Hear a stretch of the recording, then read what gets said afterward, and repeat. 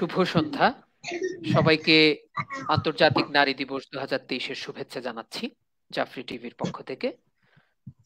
প্রিয় দর্শক শ্রোতা বৃন্দ, আপনারা জানেন আন্তর্জাতিক নারী দিবস হচ্ছে এমন একটি দিবস যে দিবসের সাথে আমাদের প্রত্যেকের জীবন জড়িত, কারণ আমরা প্রত্যেকেই কোনো না কোনো মায়ের সন্তান। আমাদের প্রত্যেকেরই বোন রয়েছে, কিংবা আমাদের রয়েছে আমাদের প্রিয়জন, আমাদের স্ত্রী, আমাদের প্রিয়তমা।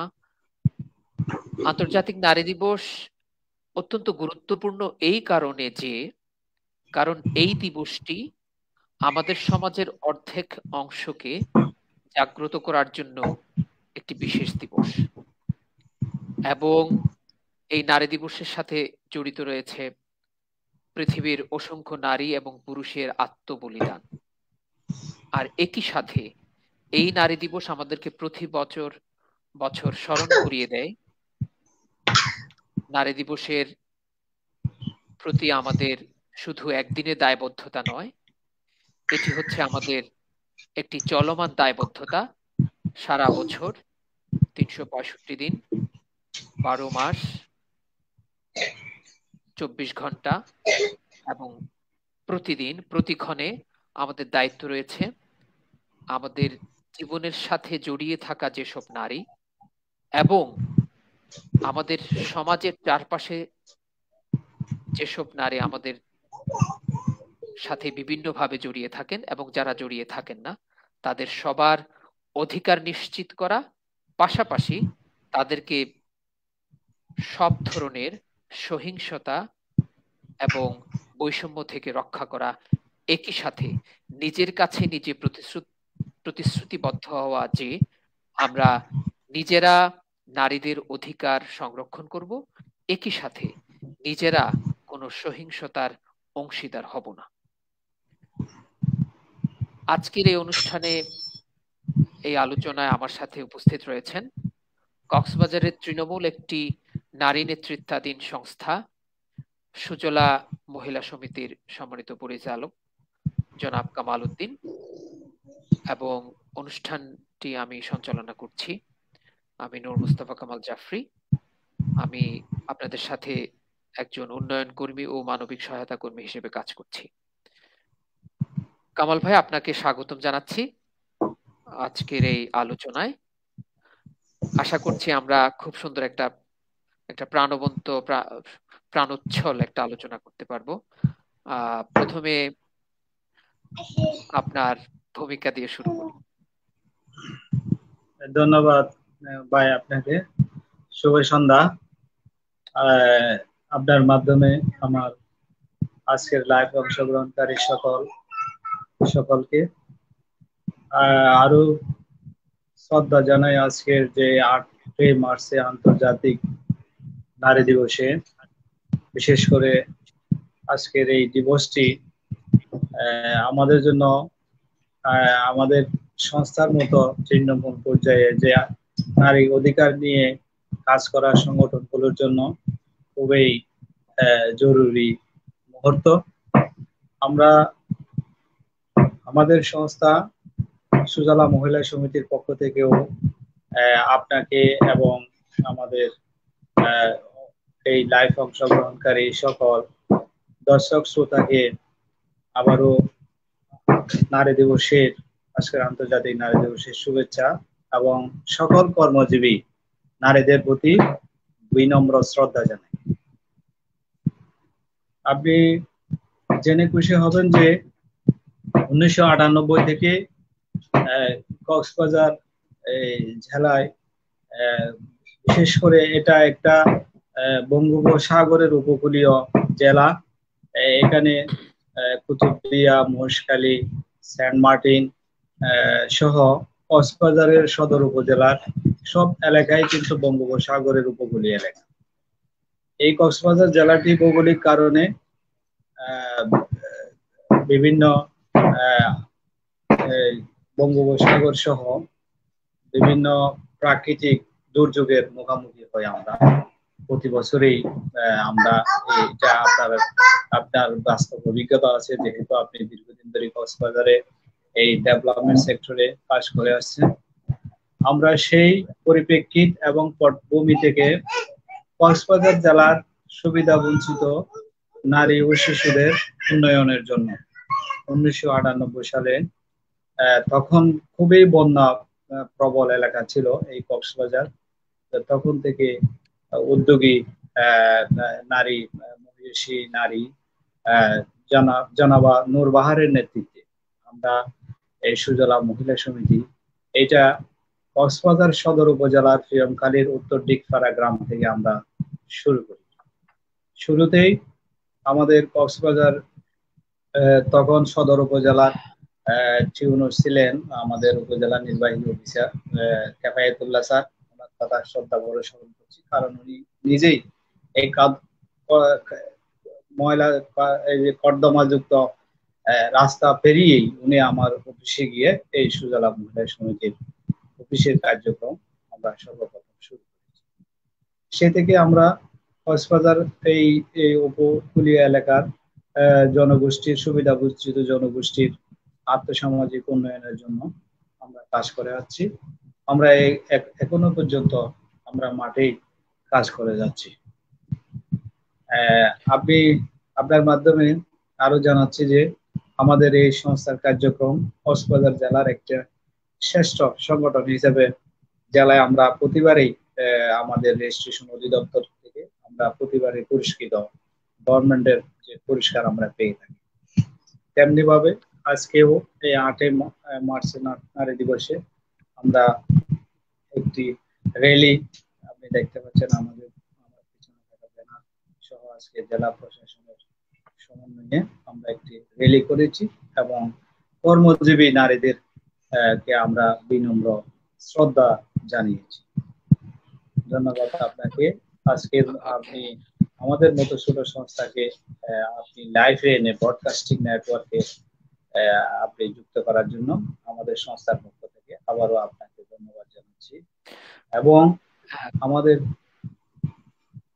কক্সবাজারের এই অবহেলিত এলাকার এই নারী ও শিশুদের অবহেলিত তাদের অধিকার বাস্তবায়নের জন্য আমরা যেই কাজ করে যাচ্ছি, সেই কাজের কিছুটা যদি আপনাকে তুলে ধরি, আপনার মাধ্যমে যদি তুলে ধরি, তাহলে আপনি জেনে খুশি হবেন যে আমরা কক্সবাজারে নারী ও শিশুদের জন্য, নারী ও শিশুদের উন্নয়নের জন্য, তাদের ক্ষমতায়নের জন্য আমরা বারংবার চেষ্টা করেছি এবং বিভিন্ন পদক্ষেপ আমরা নিয়েছি।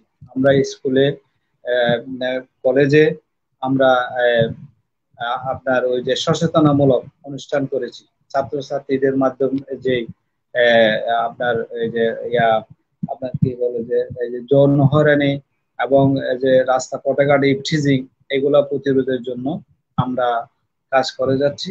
সেই সাথে বাংলাদেশ সরকারের যে জরুরি রেসপন্স এই যে 109, তারপরে আপনার 999, তারপরে আপনার 106, এই নাম্বারগুলা আমরা জরুরি রেসপন্সের জন্য জনগণকে সচেতন করে থাকি। সেই সাথে আপনার জরুরি যে নাম্বার এগুলা দিয়ে আমরা তাদেরকে সচেতন করি যে কোনো পরিস্থিতি হলে কিভাবে সেই পরিস্থিতি মোকাবেলা করা যায়, সেটার জন্য আমরা কাজ করে যাচ্ছি আর কি। ওকে কামাল ভাই, আপনি খুব সুন্দরভাবে সুজলা মহিলা সমিতির কার্যক্রম সাথে হচ্ছে আন্তর্জাতিক নারী দিবসের তাৎপর্যটা তুলে ধরেছেন। আমি আমার যে ফরম্যাটেড কোয়েশ্চেন ছিল সেটার বাইরে গিয়ে আমি আপনার আলোচনা থেকে একটা জিনিস সুন্দর আমার খুব ভালো লেগেছে, সেটা আমি একটু আগে আলোচনা করতে চাই।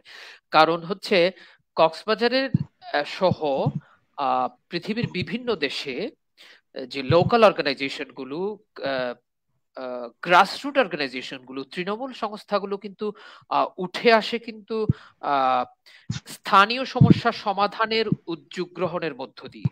আমি যদি ভুল না করে থাকি, কামাল ভাই এটা ঠিক কিনা, আমার এই স্টেটমেন্টটা ঠিক আছে কিনা? অবশ্যই দাদা, আপনার অবশ্যই এটা অপোজ, এটা আমি সমর্থন করি। কারণ লোকাল যে সমস্যা, আমাদের যে লোকাল সমস্যা, এটা আপনার স্থানীয় যে প্রশাসন, ওনারা অনেক সময় অনুধাবন করতে পারে, কারণ হ্যাঁ, ওনারা চাকরি করার জন্য এখানে আসেন আবার চলে যান। আমি ওনাদের প্রতি কোনো বলছি না যে ওনারা উন্নয়নের মনোনিবেশ করছেন, এটা বলছি না। লোকাল আমাদের যে সমস্যা, কমিউনিটির সাথে যে খাপ খেয়ে চলা, প্রশাসনকে অনেক লোক, আমরা আপনি জানেন সম্ভবত আমাদের কক্সবাজারবাসী এবং জনগণের একটা থাকে যে সংকোচন, মনের মধ্যে সংকোচন থাকে যে সরকারি দপ্তরে গিয়ে আমি কথা বললে আমার কথা শুনবে কিনা, নাকি শুনবে না, নাকি কোনোভাবে তাড়িয়ে দেবে, এরকম একটা সংকোচ আমাদের মধ্যে, আমাদের এই কক্সবাজারের জেলার মোটামুটি জনগণের ভিতরে একটা কাজ করে। অন্যান্য জেলার চেয়ে আমরা এই দিক দিয়ে প্রশাসনের কাছে যাওয়া এবং সরকারি দপ্তর থেকে সেবা আদায় করা, এই পিছিয়ে আমরা একটু পিছিয়ে আছি। সেজন্য হ্যাঁ, সেই যে গ্যাপটা জনগণ এবং সরকারের উন্নয়নের বা ডেভেলপমেন্টের যেই গ্যাপ, যে সৃষ্টি হয়, যে শূন্যতা সৃষ্টি হয়, সেই জায়গায় কিন্তু আমরা এই যে তৃণমূলের সংগঠনগুলো আমরা কাজ করে থাকি। হ্যাঁ। আহ, আপনার প্রথম আলোচনা থেকে আসলে আপনার সাথে যতই আলোচনা শুরু হচ্ছে আমার খুব ভালো লাগতেছে যে আমি ফরম্যাট করা কোয়েশ্চেনের বাইরে যেতে পারতেছি। এটা কিন্তু খুব ভালো। ফরম্যাটেড কোয়েশ্চেন আমার কাছে ভালো লাগে না, তারপরেও করতে হয়। আপনার আলোচনায় থেকে যেটা বুঝলাম যে মূলত সুজলা সমবায় সমিতিটা কাজ শুরু করেছে মূলত ডিআরআর রেসপন্স থেকে, বা এখানে উপকূলীয় যে ঘূর্ণিঝড় বা চ্যালেঞ্জ গুলো থাকে। তাহলে সেক্ষেত্রে আমি প্রথমে একটা প্রশ্ন করে ফেলি, সেটা হচ্ছে যে আমরা যখন কোনো দুর্যোগ প্রশমন কিংবা দুর্যোগ প্রস্তুতি কিংবা কোনো একটা ডিজাস্টার ম্যানেজমেন্ট বা ডিজাস্টার রিলেটেড কোনো কাজে যায়, সেক্ষেত্রে কিন্তু সবচেয়ে বেশি চ্যালেঞ্জ থাকে কিন্তু নারীদের। তো আমরা যারা ডেভেলপমেন্ট সেক্টরে এবং হিউম্যানিটেরিয়ান সেক্টরে কাজ করছি, তারা কিভাবে আমাদের ডিজাস্টার রিস্ক রেসপন্স গুলোতে কিংবা দুর্যোগ প্রশমন সংক্রান্ত প্রকল্পগুলোতে কিভাবে নারী শিশুদেরকে আহ আরো সম্পৃক্ত করতে পারি এবং তাদেরকে কিভাবে প্রায়োরিটাইজেশন করতে পারি, তারপর আমি আমার অন্যান্য আলোচনাগুলোতে যাব। আপনার আলোচনা সূত্র ধরেই এই প্রশ্নটা করলাম। ঠিক আছে ভাইয়া, এই প্রসঙ্গে আপনি যে প্রসঙ্গটি সামনে আনলেন যে ডিজাস্টার ম্যানেজমেন্টের ক্ষেত্রে, জরুরি রেসপন্সের ক্ষেত্রে আমাদের কতটুকু প্রস্তুতি আমরা আছি। আমি এবং এটা বিশেষ করে বাইরের কথা নারীদেরকে বলবো না, নারীদেরকে আমরা যে নারীদেরকে নারী ও কিভাবে শিশুদের আর কি। কিভাবে জি জি, সম্পৃক্ত করতে পারি এবং প্রায়োরিটি দিতে পারি নারী এবং কন্যা শিশুদেরকে। প্রায়োরিটি দিতে পারবো।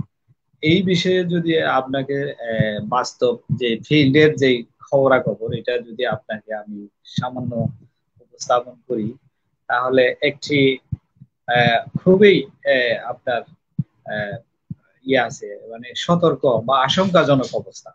এই কক্সবাজার পৌর শহরেই আমাদের কিছুদিন আগে একটা ছেলে যে নাফিতা পুকুর এলাকায় এই বন্ধুদের সাথে গোসল করতে গেছে, ওইখানে পানিতে ডুবে মারা গেছে। তাকে কুমিরও টেনে নিয়ে যায় নাই বা অন্য কোনো কেউ ধাক্কা দিয়ে ও তাকে জোর করে ওইখানে ফেলে নেয়। সে নিজের স্বেচ্ছায় ওইখানে গোসল করতে গেছে, ওইখানেই ডুবে মারা গেছে। ছেলেটার বয়স হচ্ছে আপনার 16, এবং সেই কক্সবাজার টাউনের এলাকারই বড় হওয়া একটা ছেলে, যিনি 10ম শ্রেণীর ছাত্র। সে সাঁতার জানে না, সে সাঁতার জানে না। আমারও 10ম শ্রেণীর বর্তমান আমারও একটা ছেলে আছে, সেও সাঁতার জানে না। তাহলে এখানে আবার চিন্তা করে দেখেন আপনি, 15 থেকে 16 বছর বয়সের ছেলেরা, টাউনের ছেলেরা, কক্সবাজার টাউনের ছেলেরা সাঁতার জানে না।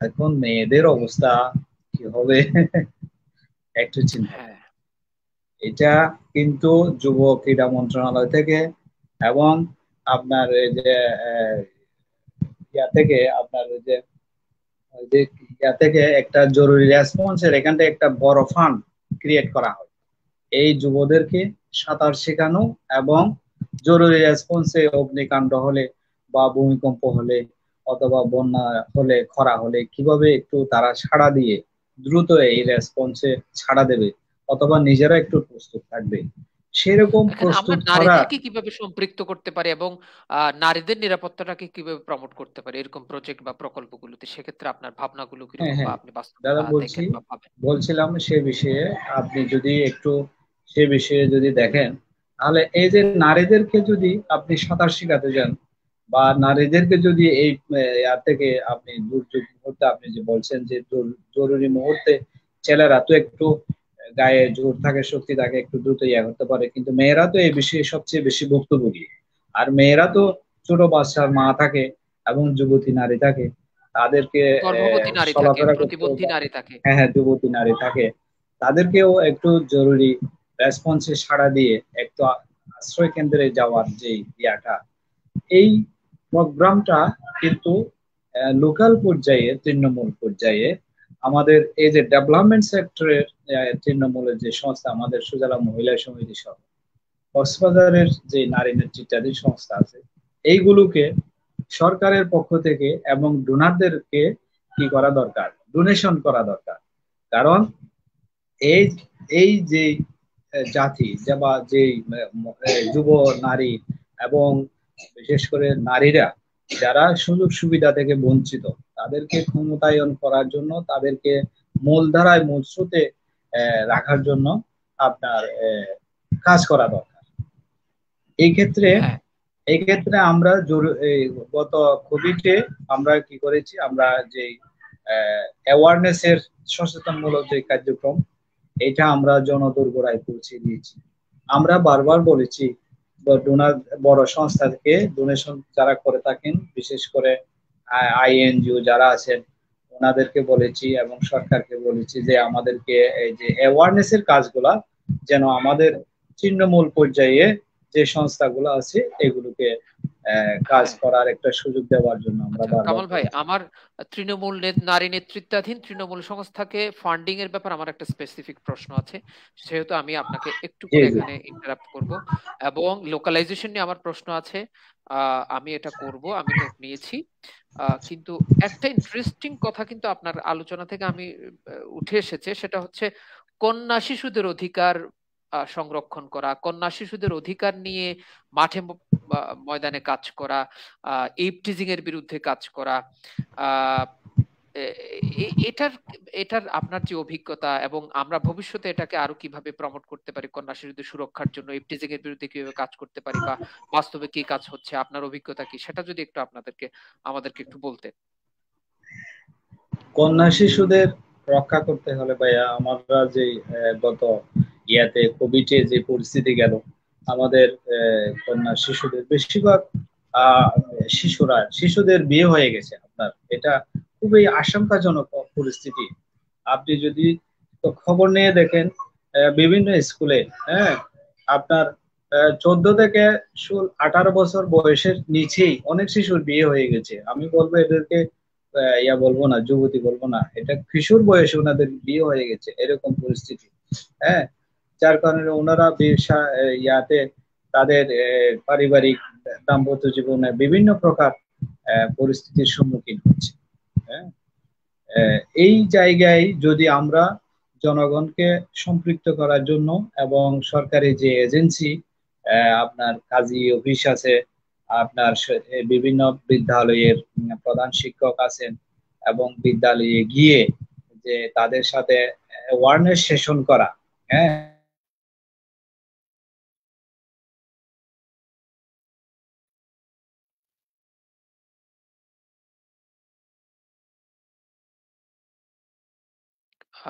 আই থিংক আমরা কামাল ভাইকে শুনতে পাচ্ছি না। কামাল ভাই, আপনি কি আমাকে শুনতে পাচ্ছেন?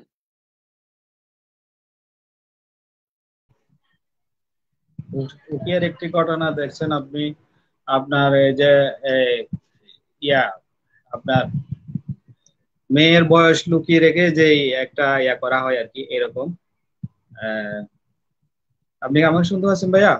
জি, শুনতে পাচ্ছি।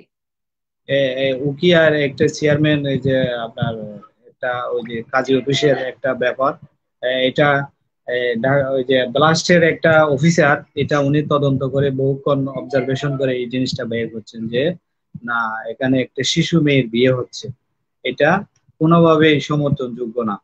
অথচ ওনার বয়স লুকিয়ে রেখে ওনার এই যে এই শিশু বয়সে বা কন্যা শিশুদেরকে বিয়ে দেওয়া হয়।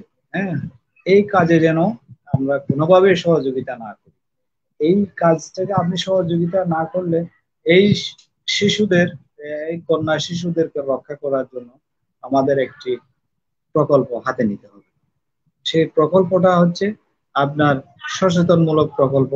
গার্ডিয়ানের সাথে আপনার এক ঘরে ঘরে গিয়ে তো আর করা সম্ভব না। জনবহুল এলাকায় যে আপনার ইউনিয়ন পর্যায়ে, ইউনিয়ন লেভেলের যারা জনপ্রতিনিধি আছে ওনাদের মাধ্যমে, তারপরে আপনার এই যে বিভিন্ন উচ্চ বিদ্যালয়, তারপরে আপনার কাজী অফিস, যারা এইসব জিনিসটা রিলেটেড, ওনাদের সাথে একটু যদি আমরা যদি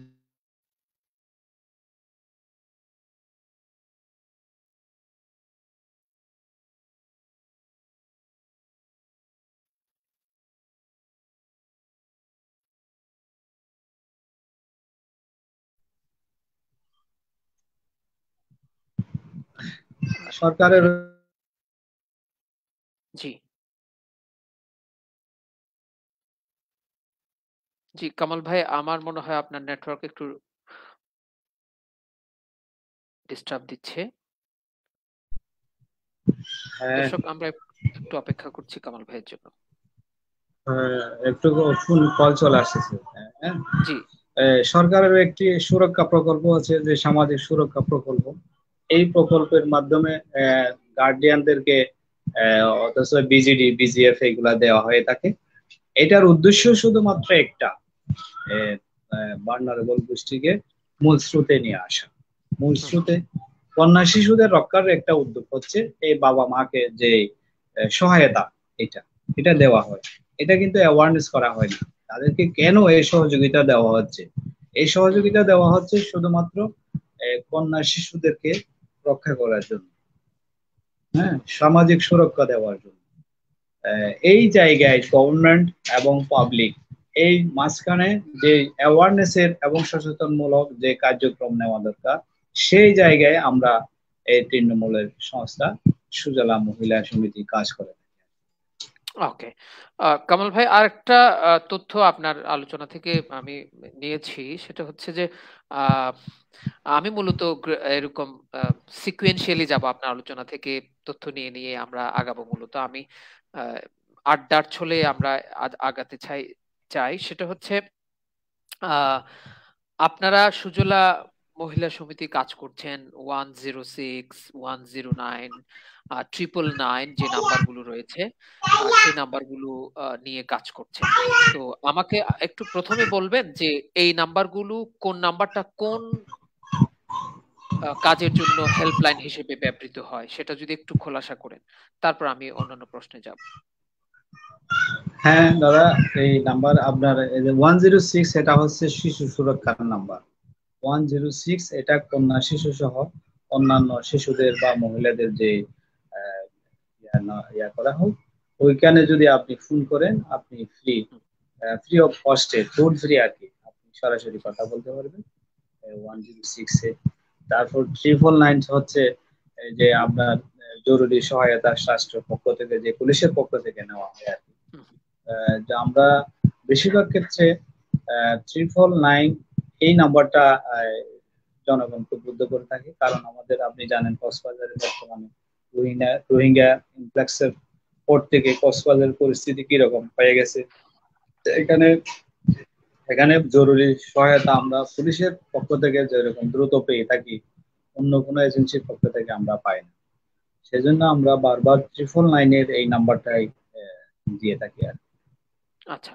আহ তাহলে আরেকটা প্রশ্ন আমি এটার সাথে করতে চাই যে নারী এবং কন্যা শিশুদের সুরক্ষার জন্য এবং নারী অধিকার প্রমোট করার জন্য আহ, আমরা কিভাবে ডিজিটাল প্ল্যাটফর্ম গুলোকে ব্যবহার করতে পারি। ডিজিটাল প্ল্যাটফর্ম বলতে social networking site, internet, website, এরপর হচ্ছে হোয়াটসঅ্যাপ গ্রুপ, অন্যান্য গ্রুপগুলো, এগুলোকে আমরা কিভাবে ব্যবহার করতে পারি, বিশেষ করে স্পেসিফিক্যালি নারী অধিকার সুরক্ষার জন্য এবং নারী ও কন্যা শিশুদের প্রোটেকশনের জন্য।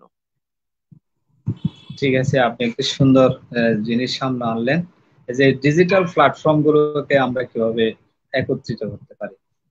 ডিজিটাল প্ল্যাটফর্মকে একত্রিত করার জন্য আপনার ইউনিয়ন পর্যায়ে একটা উদ্যোক্তা সৃষ্টি করে সরকারের পক্ষ থেকে উদ্যোগটা নেওয়া হয়েছে। আমি জানি, কিছু কিছু খবর পেয়েছি আর কি, ডিজিটাল উদ্যোক্তাদেরকে ইউএনডিপির পক্ষ থেকে একটা সহযোগিতা করা হয়েছে। ডিজিটাল যে ডিভাইস, যে কম্পিউটার এবং অন্যান্য ইনস্ট্রুমেন্ট, এই যন্ত্রগুলা ওনাদেরকে সহযোগিতা করেছে। সেই সাথে সরকারের একটি ইয়ে আছে আপনার, যে উপজেলা পর্যায়ে, এটা ইউনিয়ন পর্যায়ে নেই, উপজেলা পর্যায়ে তথ্য আফা আর কি, তথ্য আফা একটা প্ল্যাটফর্ম সরকারের পক্ষ থেকে উপজেলা পর্যায়ে আছে তথ্য আফা। একজন নারী সে ঘর থেকে বের হয়ে বাজার যাইতে পারে না, সেই উপজেলায় গিয়ে তথ্য আপার সাথে যোগাযোগ করে তার সেবা নেবে। এটা হ্যাঁ, এটা উপজেলার নিঃসন্দেহে পর্যায়ে গিয়ে হাস্যকর। এটা আসলে নিঃসন্দেহে এটা হাস্যকর। কোনোভাবে সম্ভব না। সেজন্য এটা কিছুদিন আগে ইউএনডিপি থেকে আমার আপনার, আপনি জানেন বাংলাদেশের একটা বিরাট ডোনার ইউএনডিপি, ইউএনডিপি এই বিষয়ে কাজ করে থাকে। আমি ইউএনডিপির পক্ষ থেকে যখন আমার একটা আহ, ইয়া নিয়েছিল, আপনার কমেন্ট নিয়েছিল, আমি কমেন্ট করছি বাংলাদেশে এই পর্যন্ত ভাইয়া আপনার 3000-এর কাছাকাছি হবে, সারা বাংলাদেশে 3000-এর কাছাকাছি হবে আমাদের মতো তৃণমূলের যে নারী অধিকার নিয়ে কাজ করার সংগঠন আর কি, যাদের এনজিও ব্যুরোর নিবন্ধন নেই। আমরা সরকারের নিবন্ধন আছে, তবে এনজিও ব্যুরোর নিবন্ধন নেই। কিন্তু আমরা এনজিও ব্যুরোর যারা নিবন্ধন আছে ওদের চেয়ে কম না, আমরা কিন্তু এনজিও ব্যুরোর নিবন্ধন না থাকার কারণে আমরা অনেক সুযোগ সুবিধা থেকে বঞ্চিত হচ্ছি আপনার, হ্যাঁ, এনজিও ব্যুরোর এখানে নিবন্ধন আমি না আমি থাকার একটু কারণে। যোগ করব। সেটা হচ্ছে যে হ্যাঁ আমি একটা নোট নিয়েছি এনজিও রেজিস্ট্রেশন সংক্রান্ত। আমার মনে হয় আহ, এই অংশটা বাদ দিয়ে আমরা মূলত আপনার আগের অংশে হ্যাঁ হ্যাঁ, ফিরে আচ্ছা যাই, আচ্ছা, যে আমি ওদিকে ডিজিটাল যাচ্ছি। প্ল্যাটফর্মকে আপনার কিভাবে আমরা নারী অধিকার ডিজিটাল নারী অধিকার প্ল্যাটফর্মের প্রমোশন এবং কন্যা শিশু সুরক্ষার জন্য ব্যবহার করতে পারি। আপনার প্রশ্নটা হুম, কিন্তু আমি নোট নিয়েছি, তো আমরা এটা ডিসকাস করব। জি জি, আপনার আমাদের একটা অপিনিয়ন ছিল আর কি, মতামত ইউএনডিপির কাছে মতামত ছিল যে আমরা আমাদের এই যে 3000-এর কাছাকাছি সংস্থা, ওনাদের জন্য যদি ডিজিটাল ডিভাইস, যে কম্পিউটার বা একটা কম্পিউটার সহ অন্যান্য মালামাল সহ একটা সংস্থাকে দিলে, আপনার একটা সংস্থার জন্য 1 লক্ষ টাকার উপরে বাজেট হবে না। তাহলে 3000 সংস্থার জন্য কত লক্ষ হয় সেটা তো আপনি 3 কোটি টাকা। সহজেই একটু বুঝতে। এই আমরা যদি এই সংস্থাগুলোকে যদি আপনার মূল প্ল্যাটফর্মের সাথে যদি যোগ করে দিতে পারি, তাহলে হুম। এই নারী অধিকার নিয়ে কাজ করা তৃণমূলের যে সংস্থাগুলা, এগুলা আপনার আলো দেখবে, এটা আমি আশা করি আর কি। এ, তার না মানে হলে আপনি বলতে চাচ্ছেন যে যদি নারী নেতৃত্বাধীন এবং নারী অধিকার নিয়ে কাজ করা তৃণমূল সংস্থাগুলোকে প্রমোট করা যায়, তাদেরকে যদি এম্পাওয়ার করা যায়, তাদেরকে যদি ইকুইপ করা যায়, তাহলে জি নারী অধিকার নিয়ে কাজ করা সহজ হবে, কন্যা শিশুদের প্রোটেকশনের জন্য কাজ করা আরো বেশি সহজ হবে, এবং একই সাথে ডিজিটাল প্ল্যাটফর্মগুলোকে তারা আরো ইউজ করতে পারবে নারী অধিকার প্রমোশন এবং যে কন্যা শিশুদের প্রোটেকশনের জন্য, নারীদের প্রোটেকশনের জন্য from against violence and discrimination. এটাই তো আপনার বক্তব্য, তাই না? জি জি জি জি, এইরকম আর কি ভাইয়া। এখানে আরেকটা আপনার সাথে যোগ করি, আপনার কি সময় হচ্ছে না? বেশি টাইম নিচ্ছি আমি? নো, আমি কি আমার বেশি প্রচুর সময় আছে। And you go ahead, please আচ্ছা এনজয়। আচ্ছা, আপনি ফ্লোর ইজ যদি ইয়োর্স। সময় দেন তাহলে বলতেছি আর ফ্লোর কি। Is yours. আহ, এখানে আপনার ওই যে আপনার তথ্য মন্ত্রণালয় ইয়া থেকে বিজ্ঞান এটা কোন মন্ত্রণালয়? তথ্য প্রযুক্তি মন্ত্রণালয়, তথ্য প্রযুক্তি মন্ত্রণালয় থেকে একটা সুন্দর ইয়া নিয়েছে আপনার, উদ্যোগ নিয়েছে, প্রকল্প নিয়েছে। সেটা আমরা একটা প্রপোজাল জমা দিয়েছি ওইখানে, যে মেয়েদেরকে, আপনি তো জানেন বাঙালি মেয়েরা তো স্বভাবত ঘর থেকে বের হতে চায় না। তাহলে একজন মেয়ে এসএসসি পাশ করলো, এইচএসসি পাশ করলো, অনার্স পাশ করলো, তার বিয়ে হলো, স্বামী সংসার, খুব সুন্দর শাশুড়ি নিয়ে আছে, ঘরে থাকুক, কোনো সমস্যা নেই, সেই সুন্দর সুন্দর সংসার জীবন যাপন করুক, কোনো আমাদের সমস্যা নেই। কিন্তু যদি তার একটা একটা বাহ্যিক এবং লেখাপড়ার এবং যে যে এডুকেশনাল একজন লোক, তার যদি বাইরের কোনো ইনকামের সুযোগ হয় আর কি, সুযোগের জন্য আমরা তাদের সুযোগ কিভাবে করে দেয়া যায়, এটা আমাদের সংস্থার পক্ষ থেকে আমরা একটা প্রস্তাব করেছি, যে তাদেরকে যদি ওই যে ফ্রিল্যান্সিং আছে না, ফ্রিল্যান্সিং ভিডিও হ্যাঁ, এডিটিং, ফ্রিল্যান্স। হ্যাঁ ফ্রিল্যান্সিং এর যে ট্রেন্ডিং গুলা, এগুলা কিন্তু খুবই একটি বড় ট্রেন্ডিং না, ছোট ছোট ট্রেন্ডিং। এইগুলা যে ট্রেনিং গুলা শুধুমাত্র 60 দিন অথবা 90 দিন এরকম গ্রুপ করে মেয়েদেরকে যারা এসএসসি পাশের উপরে মোটামুটি লেখাপড়া করছে আর কি, যারা এডুকেটেড, তাদেরকে যদি এই ভিডিও এডিটিং এর এই কাজগুলো যদি শিখিয়ে দেওয়া হয় বা ফ্রিল্যান্সিং এর যে মূল দ্বারায় যদি তাদেরকে নিয়ে যাওয়া যায়, তাহলে তাদের একটা আর্নিং, যে তারা তাদের যে আয় রোজগারের মধ্যে একটা তার নিজ অ্যাকাউন্টে একটা টাকা আহ, সে স্বাদ পাবে আর কি। এটা একটা- এটা আহ অনুভব করি আর কি। হ্যাঁ কামাল ভাই, আমি যেহেতু ডিজিটাল ইস্যুগুলো নিয়ে আপনারা কাজ করছেন, আমি আরেকটা প্রশ্ন এখানে শেষ করব। এটা হচ্ছে ডিজিটাল সংক্রান্ত সর্বশেষ প্রশ্ন। সেটা হচ্ছে যে আপনি জানেন ডিজিটাল প্ল্যাটফর্মগুলোতে কিন্তু নারীদের বিরুদ্ধে অনেক বেশি বুলিং হয়। হ্যাঁ, সাইবার জি বুলিং জি, যেটাকে আমরা বলি। হ্যাঁ, হয়। তো জি জি। সাইবার বুলিং থেকে আহ, নারীদেরকে, কন্যা শিশুদেরকে রক্ষার জন্য আসলে সত্যি কি কিছু করণীয় আছে? থাকলে সেসব কি, বা আমরা কি করতে পারি ব্যক্তি লেভেলে, সংগঠন লেভেলে, রাষ্ট্রীয় পর্যায়ে, স্থানীয় পর্যায়ে, রাজনৈতিক পর্যায়ে, আহ, এরকম আর কি, যে আমরা আমাদের করণীয় কি? আপনার সাইবার বুলিং থেকে আমাদের এই কন্যা শিশু এবং নারীদেরকে রক্ষা করার জন্য এই, আমাদের নিজেদের সচেতন হতে হবে। আমি কার ব্যাপারে মন্তব্য করতেছি, একটা ডিজিটাল ডিভাইসে কার ব্যাপারে একটা দিচ্ছি, এটা আমাকেই আমার ব্যাপারে সচেতন হতে হবে। এটার বিষয়ে এটা আমি আহ, আছে আপনার একটা আমি বলবো যে আহ, আমি একজনের ক্ষতি করতে যাচ্ছি বা একজনের চরিত্র নিয়ে আমি কথা বলতে যাচ্ছি বা নিয়ে কথা বলছি, এটা কতটুকু সত্য, আর সত্য হলে সেটা আমার দায়ভারে পড়ে কিনা, এটা ফ্লাশ করা বা এই বিষয়ে মন্তব্য করা, কাউকে টলারেন্স করা, এটা আমার দায়ভারে পড়ে কিনা। হ্যাঁ, আমি না পারলে একটা ভালো কাজ করতে না পারলে কোনো সমস্যা নেই, কিন্তু আমি মন্দ একটা কাজ করতে যাব কেন? আমি যে ডিজিটাল ডিভাইসে বা ডিজিটাল প্ল্যাটফর্মে যদি একজন নারী এবং শিশু তার ব্যক্তিগত নিয়ে যদি আমি টলারেট করি, আমি তো একটা বড় পাপের অংশীদার হয়ে গেলাম। হুম। এটা যতদিন পর্যন্ত এই যে ডিজিটাল ডিভাইসে এবং প্ল্যাটফর্মে বা নেটওয়ার্কে যতদিন করবে, আমি মনে করি ততদিন আমি একটা পাপের অংশীদার হয়ে গেলাম। হুম।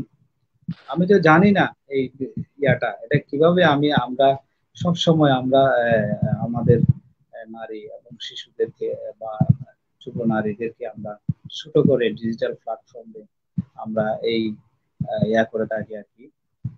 আপনার এই যে হ্যারাসমেন্ট, যেটা বলে যে হ্যারাসমেন্ট, এই হ্যারাসমেন্ট গুলো আমরা ডিজিটাল মাধ্যমে আমরা প্রকাশ করে থাকি, সবচেয়ে বেশি ওনারাই শিকার হয়ে থাকে। কারণ ওনাদের পক্ষে যে জিনিসটা ফ্লাশ করছে তাকে সরাসরি আঘাত করা বা তার এই বিষয়ে আইনানুগ পদক্ষেপ গ্রহণ করা তার পক্ষে মানে কষ্টসাধ্য ব্যাপার আর কি, তার পক্ষে সম্ভব না, সেজন্য দুর্বলের উপর আঘাত করে আর কি। হ্যাঁ, আমাদের নারীরা যে পিছিয়ে আছে তাদেরকে দুর্বলের উপর সবসময় আঘাত করা, এইরকম। আহ তাহলে আচ্ছা, আমরা এই যে ডিজিটাল প্ল্যাটফর্মে আমাদের নারীদের যে হ্যারাসমেন্ট করা হয়, ওখান থেকে যদি আমরা আহ, আমাদের নারী সহ যারা আমাদের মা বোন, আপনি যে বললেন আজকে আমরা কারো মায়ের সন্তান, হ্যাঁ, আমাদের এই নারীদেরকে রক্ষা করতে হলে আমাদেরকে বোঝাতে হবে, জনগণকে যারা ডিজিটাল ডিভাইস ব্যবহার করেন বা টলারেট করে ওনাদেরকে বোঝাতে হবে যে এটা তো ভালো কাজ না, এটা তো তোমার দায়িত্ব না, এটা তোমার দায়িত্বের মধ্যে পড়ে। এটা কেন তুমি এটা করছো? হ্যাঁ, এরকম যদি কেউ করে থাকে সাথে সাথে আমাদের প্রতিবাদও করা দরকার। হ্যাঁ, আমি আপনাকে স্মরণ করে দিচ্ছি, আপনি তো নিশ্চয়ই কক্সবাজারে দীর্ঘদিন ধরে আছেন, আপনি জানেন আমি একটি বাস্তব কক্সবাজারের একজন একদম বড় অফিসার, আপনার ইসলামী ফাউন্ডেশনের পরিচালক বর্তমান যিনি আছেন ফাহমিদা আপা, উনি আমাদেরকে শেয়ার করেছেন এটা মানে জানানোর জন্য আর কি আমাদেরকে, এই যে উনিও যে ডিজিটাল যুগে যে উনিও যে হয়রানির শিকার হয়েছেন সেটা শেয়ার করেছেন আর কি। উনি ওনার নিজের মুখেই উনি স্বীকার করেছেন আমাদের ইউএনডিপির একটি বৈঠকে, হিউম্যান ও ও আপনার আহ, আপনার রাইটস এর উপর একটা বৈঠক ছিল। ওই বৈঠকে উনি বলছেন যে আমি কক্সবাজার বা বাংলাদেশের প্রথম ইসলামী ফাউন্ডেশনের জেলার একজন ডিজি। ডিজি মহিলা, তাও মহিলা ডিজি। তা আপনি জানেন এই যে এখানে এই যে বিভিন্ন আপনার কি মসজিদ, মাল্টিপারপাস মসজিদ কতগুলো হচ্ছে না, এই জি, মসজিদের মাননীয় প্রধানমন্ত্রী মডেল মসজিদ প্রকল্প। যে মডেল মসজিদ প্রকল্প, হ্যাঁ, হ্যাঁ, এই মডেল মসজিদ প্রকল্প ওনার নাকি পৈতৃক এলাকা হচ্ছে আপনার উখিয়া, ওখানে উদ্বোধন করতে গিয়ে উনার বিভিন্ন টলারেন্স করেছে নাকি ওনাকে। উনি বলছেন যে উনি একদম ইয়া হয়ে গেছে আপনার আপনার অনেকটা বিব্রত, মানে আমাদেরকে অভিযোগের সুরে বলছে আপনারা এতদিন কোথায় ছিলেন, আপনারা আমার পাশে দাঁড়ান নাই কেন। আমি মসজিদের ভিত্তি প্রস্তর করতে গিয়ে ওনার বলছে যে এই মেয়ে কেন আসলো, এই কেন আসলো, সেই কেন আসলো, এরকম অবস্থা। তারপরেও আমাদেরকে এইরকম পরিস্থিতিতে সবাইকে একটু দাঁড়ানো দরকার যে হ্যাঁ, আহ, আপনি যদি ধর্মীয় দৃষ্টিকোণ থেকে দেখেন, আপনি আমাদের যে পবিত্র ধর্ম ইসলামের যে পবিত্র হাদিস গ্রন্থ, সবচেয়ে বেশি হাদিস বর্ণনা এসেছে হযরত আয়েশা রাদিয়াল্লাহু তাআলা আনহার পক্ষ থেকে। আমরা এরকম পাই না? হ্যাঁ। পেয়ে তাহলে থাকি তো ভাই, আপনি হ্যাঁ যেহেতু এই আমরা। এই প্রসঙ্গটা এনেছেন, আমি এখানে একটু করে আমার প্রশ্নটা যোগ করে দেই, তখন আপনার উত্তরটাও চলতে থাকবে, আমার প্রশ্নটাও করা হয়ে যাবে। সেটা হচ্ছে যে আহ, আহ, আপনি জানেন আমরা এই প্রশ্নটা আগে করা ছিল, বাট আমরা একটু আলোচনাটা আমরা গল্পের আকারে আগাচ্ছিলাম। সেটা হচ্ছে যে আজকে হচ্ছে আন্তর্জাতিক নারী দিবস। সো আজকের এই নারী দিবসের প্রেক্ষাপটে নারী দিবসের তাৎপর্য কি, কেন আমাদের নারী দিবস উদযাপন করা দরকার, এটা যদি আপনার এই আলোচনার সাথে সাথে আপনি আগে এগিয়ে নিয়ে যান। প্রিয় দর্শক, আমি কামাল ভাইকে হারিয়েছি কিনা ঠিক জানি না। কামাল ভাই কি আমাকে শুনতে পাচ্ছেন?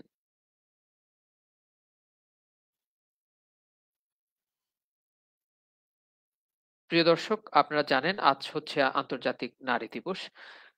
এই দিবসটি শুধুমাত্র একটি দিবস নয়, এই দিবসটি কথা বলে আমাদের পিছিয়ে পড়া নারী জনগোষ্ঠীর।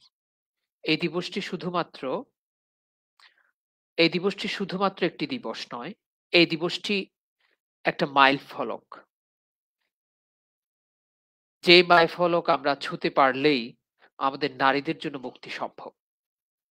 আমরা কোনোভাবে ভুলে যেতে পারি না সেই সব অন্ধকার দিনের কথা। আবার একই সাথে আমরা এটাও অস্বীকার করতে পারি না সারা পৃথিবী জুড়ে আজও পর্যন্ত যে অন্ধকার বিরাজমান রয়েছে। ঠিক এই মুহূর্তে আপনি যখন আমার এই লাইভটি শুনছেন, কিংবা আপনি আপনার বাংলাদেশ কিংবা দক্ষিণ এশিয়াতে হলে আপনি আপনার সন্ধ্যার চা পান করছেন, কিংবা অন্য এলাকায় হলে আপনি কোনো একটা কাজ করছেন আরামদায়ক।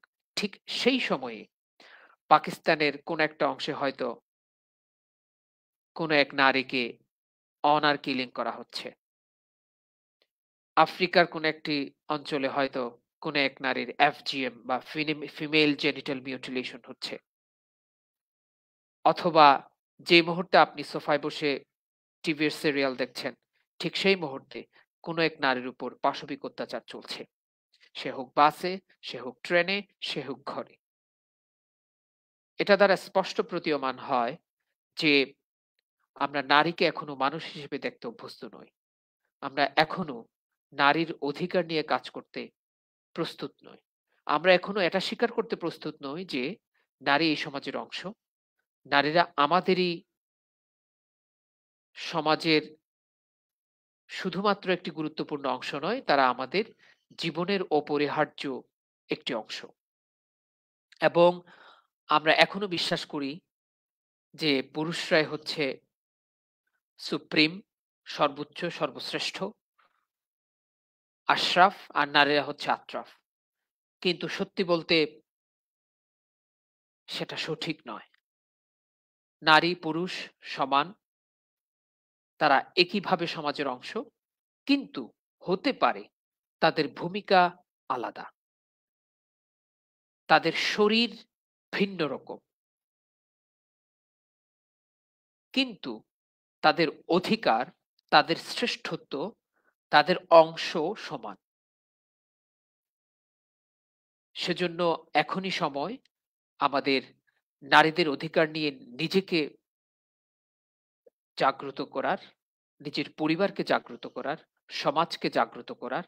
যখনই আমরা সুযোগ পাবো নারী অধিকার নিয়ে কথা বলার, যখনই আমরা দেখব যে নারীদের অধিকার ভুলুণ্ঠিত হচ্ছে কথা বলার, যখনই আমরা দেখব নারীদের সুরক্ষার হানি হচ্ছে, আমরা সুরক্ষার জন্য কাজ করব এবং নিজেরা কোনো ধরনের জেন্ডার বেসড ভায়োলেন্স কিংবা জেন্ডার ভিত্তিক সহিংসতা করব না। একই সাথে যখনই আমরা জেন্ডার ভিত্তিক সহিংসতা দেখব, আমরা সেই জেন্ডার ভিত্তিক সহিংসতার বিরুদ্ধে কাজ করব। আমরা কোনোভাবে ভুলে যেতে পারি না সিডু সনদের কথা। আমরা ভুলে যেতে পারি না নারী অধিকার নিয়ে অন্যান্য যেসব আন্তর্জাতিক সনদ ও জাতীয় সনদ, আইন ও নীতিমালা রয়েছে, সেই সব সনদ, আইন ও নীতিমালার কথা। আমরা আমাদের সম্মানিত অতিথিকে বোধহয় ইন্টারনেট সংক্রান্ত বা অন্য কোনো কারিগরি জটিলতার জন্য হারিয়েছি। কিন্তু আমরা আমাদের মন হারাতে পারি না, যে মনকে আজকে থেকেই প্রতিদিনের জন্য আমাদেরকে প্রস্তুত রাখতে হবে নারীদের অধিকার নিশ্চিত করার জন্য এবং একই সাথে নারীদের সুরক্ষার জন্য কাজ করার জন্য। সেটা আমরা উন্নয়ন কর্মী বলেই নয়, আমরা যদি পিতা হই, আমরা যদি সন্তান হই, আমরা যদি স্বামী হই, আমরা যদি প্রেমিক হই, আমরা যে পেশায় থাকি না কেন, আমাদের কর্তব্য কোনোভাবেই কম নয় এবং আমরা সেটা এড়িয়ে যেতে পারি না। আন্তর্জাতিক নারী দিবসের শুভেচ্ছা আবারও সকলকে। সবাই ভালো থাকুন, সুস্থ থাকুন। আবার কোনো এক লাইভে আপনাদের সাথে দেখা হবে। শুভরাত্রি।